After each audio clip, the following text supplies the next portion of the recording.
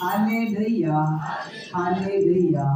या बहिणीची साक्ष आहे, या बहिणीला 3 वर्षापासून तिच्या पोटामध्ये गाठ चालवायचे आणि त्यामुळे बहीण म्हणते की तिच्या पोटामध्ये आग सारखी उठायची आणि त्यानंतर त्याचे कंबर देखील खूप दुखायची, पाठीमागून देखील तिला खूप त्रास व्हायचा। ही बहीण म्हणते या त्रासासाठी या बहिणी 2-3 वेळा सोनोग्राफी काढल्या, परंतु सोनोग्राफीमध्ये त्यांचे रिपोर्ट नॉर्मल यायचे, पण त्यांच्या पोटामध्ये त्यांना गाठ तसेच जाणवायचे आणि त्यांना खूप त्रास व्हायचा।